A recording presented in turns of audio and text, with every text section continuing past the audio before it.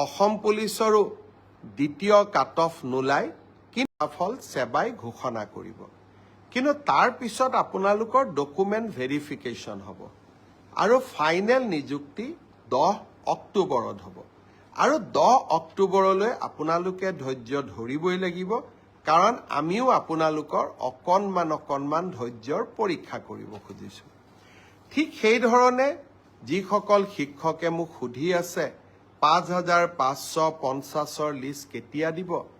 আপোনালোককো মই জনাব খুজিছোঁ যে এপ্ৰিল মাহৰ ভিতৰত আমি আপোনালোকৰ ডকুমেণ্ট ভেৰিফিকেশ্যনৰ কাম শেষ কৰিম মে মাহৰ পৰা আপোনালোকৰ প্ৰভিজনেল লিষ্ট ওলাব কিন্তু নিযুক্তি 10 অক্টোবৰত হ'ব আৰু তেতিয়ালৈকে আমি সকলোৱে ধৈৰ্য ধৰিম কোনোবাই ক'ব পাৰে যে নতুন নিযুক্তিৰ ল'ৰা ছোৱালীয়ে যদি ইমান দেৰিকৈ দিওঁ তাতো পোষ্ট ল'ব নেকি নহয়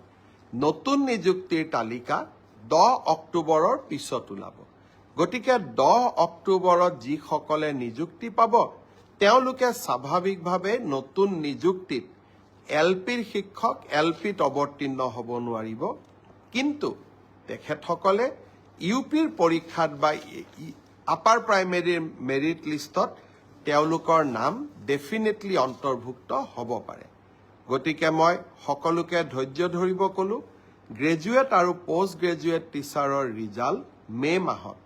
কিন্তু আফটাৰ ডকুমেণ্ট ভেৰিফিকেশ্যন নিযুক্তি 10 অক্টোবৰত তেনেকৈ এলপি এমইৰ 5550ৰো ডকুমেণ্ট ভেৰিফিকেশ্যনৰ কাম এপ্ৰিল মাহত আমি সমাপ্ত কৰিম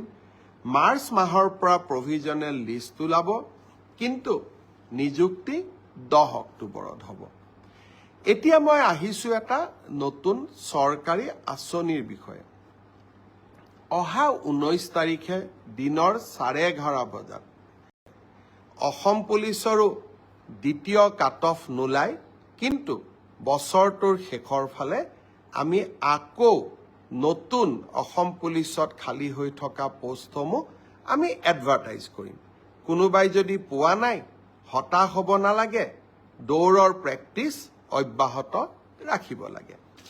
এডিআৰই পৰীক্ষাৰ প্ৰসংগতে মই উল্লেখ কৰিব খুজিছোঁ